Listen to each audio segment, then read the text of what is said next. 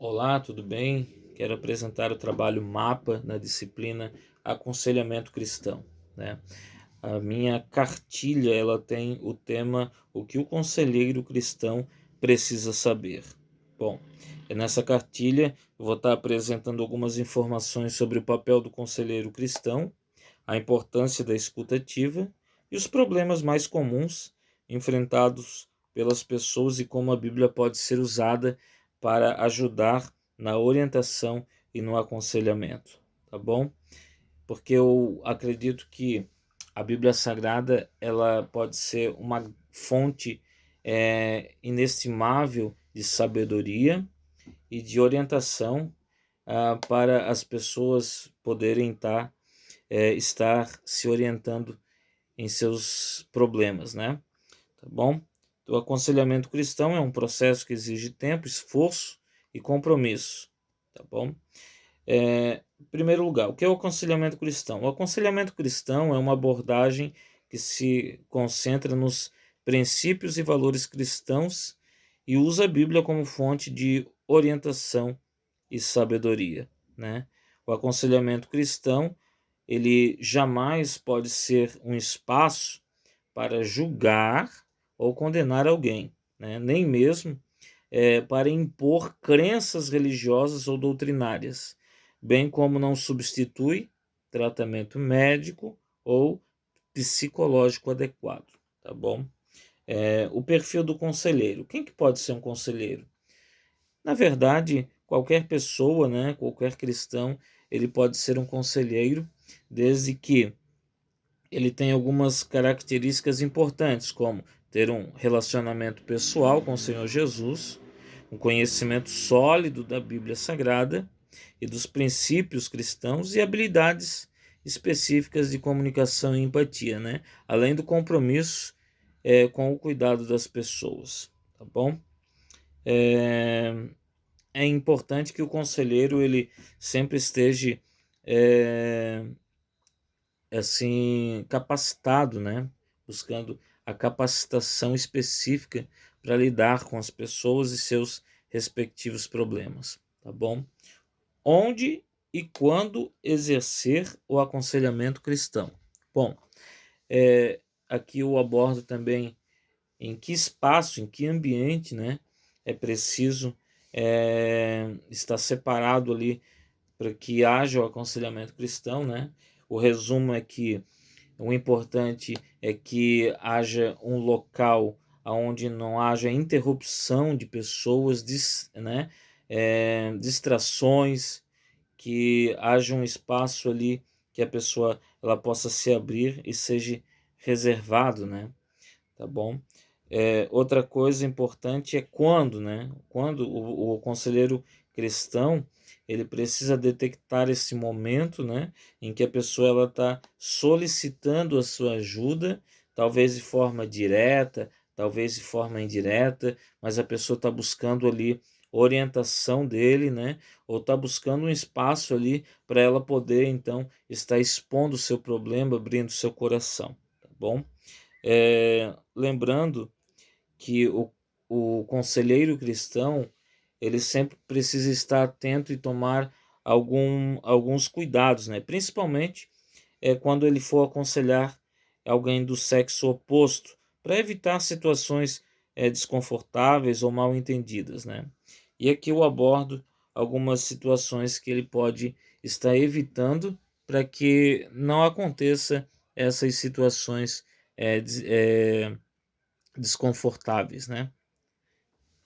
Como eu falei no início, a importância de uma técnica, né, muito utilizada, que é a escuta ativa. O que é e como usar a escuta ativa? A escuta ativa é uma técnica de comunicação que envolve prestar atenção atentamente ao que a outra pessoa está dizendo tanto verbalmente quanto não verbalmente, e demonstrar compreensão e interesse em suas ideias e sentimentos, né?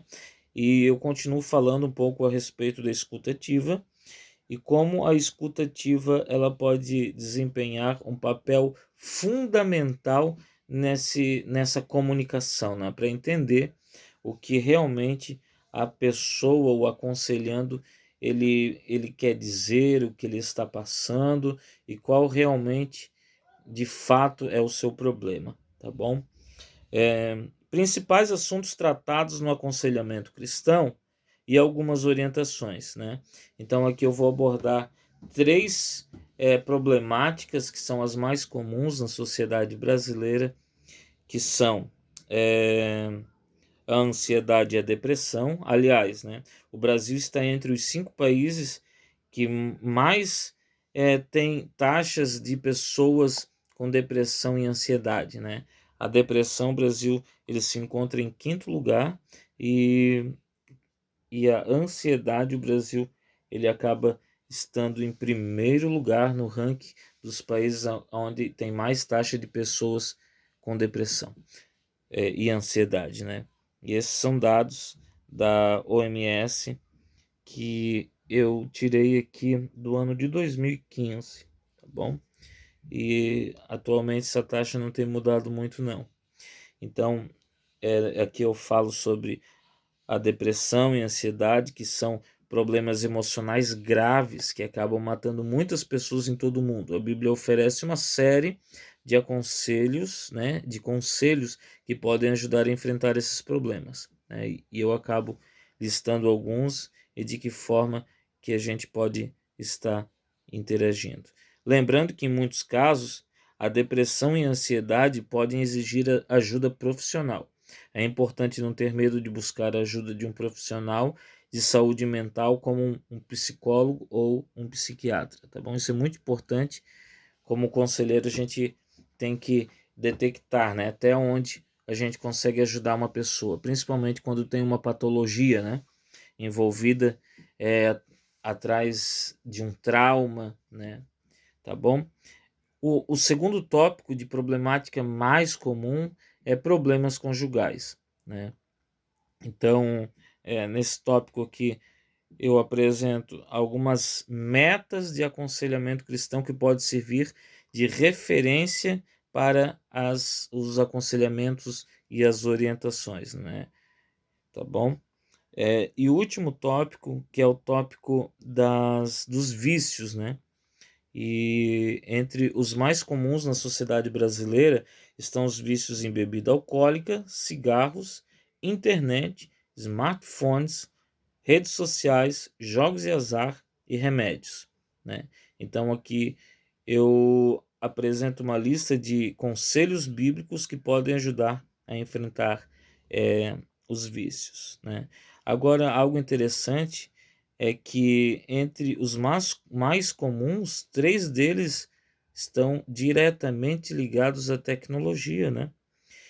E é interessante que a gente precisa se antenar como conselheiro, né? E se atualizar, porque por causa disso, muitos problemas de ordem emocional, psicológica, e tem acarretado a sociedade brasileira. Aliás, o Brasil é um dos países que mais as pessoas estão gastando tempo na internet, né?